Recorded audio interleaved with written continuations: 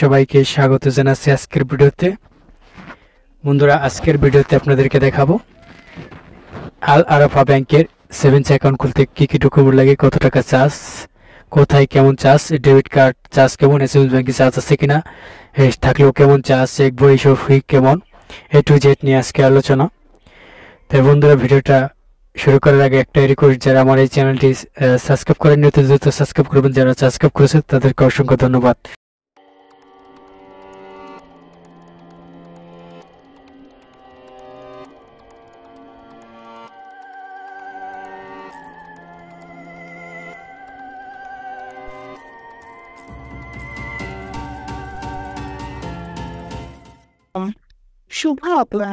Good afternoon.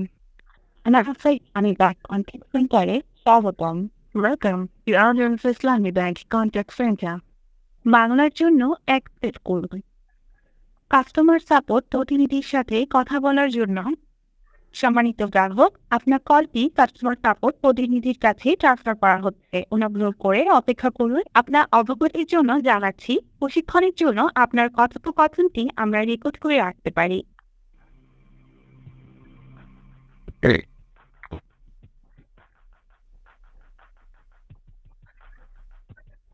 আসসালামু আলাইকুম। al-arafha ইসলামী bank contact centre থেকে মোস্তফা বলছি। কিভাবে সহযোগিতা করতে পারি? জি, আপনাদের ব্যাংকে অ্যাকাউন্ট খুলতে আসলে কত টাকা লাগে, কি কি ডকুমেন্ট লাগে, কি কি সার্ভিস আছে, একটু আধার কার্ড।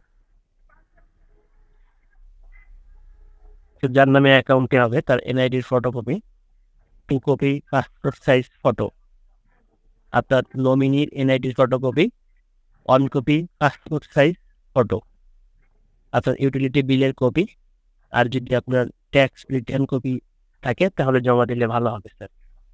আর মোদারাবাদ সেভিংস ডিপোজিট স্যার, যেটা সর্বনিম্ন 500 টাকা জমা দিয়ে অ্যাকাউন্টটি ওপেন করতে হয়। আর এখানে সার্ভিস কি কি কি আছে, মানে এসএমএস, ইন্টারনেট ব্যাংকিং বা কার্ড, জি স্যার।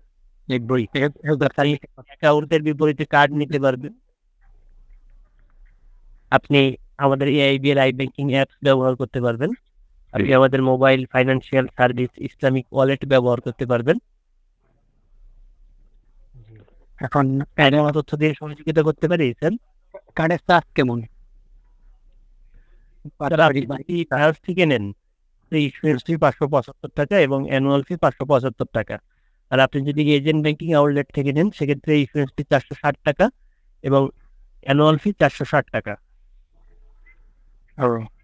আর চেক বই নিলে? চেক বইয়ের জন্য 20 পাতা চেক বই, আপনার ভ্যাট সহ 69 টাকা।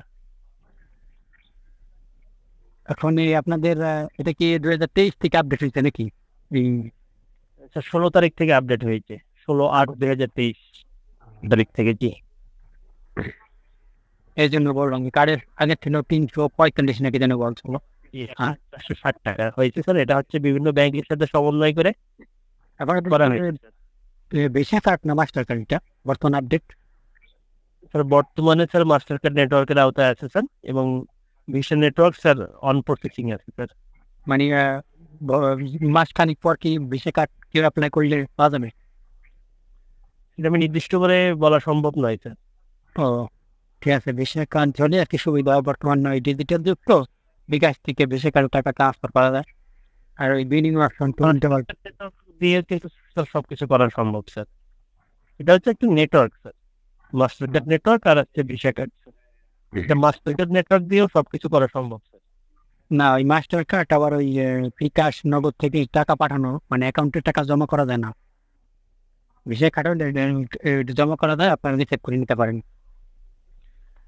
আপনি কার্ড থেকে বিকাশ নগদে অ্যাড মানি করতে চাচ্ছেন? না না, বিকাশ থেকে কার্ডিং টাকা ফান্ড ট্রান্সফার। বিকাশ অ্যাকাউন্টে টাকা জমা দিতে চাচ্ছেন? জি জি, এটা ডিজিটাল বিকাশ অ্যাপ বা নগদ অ্যাপসের মাধ্যমে বা ট্যাপ অ্যাপসের মাধ্যমে আমাদের কার্ড থেকে অ্যাড মানি করা যায় স্যার। আমাদের সাথে ডেবিট কার্ড আছে, এই কার্ড থেকে আপনি বিকাশ নগদ এমএফএস যত সার্ভিসগুলো আছে ইন্টারনেট অ্যাড মানি করা যায়। জি, ইন্টারনেট ব্যাংকিং ব্যবহার করতে গেলে কি কোনো চার্জ কাটবে? না স্যার, বর্তমানে কোনো চার্জ নেই। আর ওই এসএমএস ব্যাংকিং এসএমএস চার্জ আছে স্যার, 115 টাকা বাৎসরিক 2 বার। বাৎসরিক 2 বার মানে 330 টাকা পড়বে। জি স্যার। এটা প্রিন্টিং বা এজেন্ট সকলের ক্ষেত্রে না, শুধু করবেন ক্ষেত্রে এই সার্ভিসটা।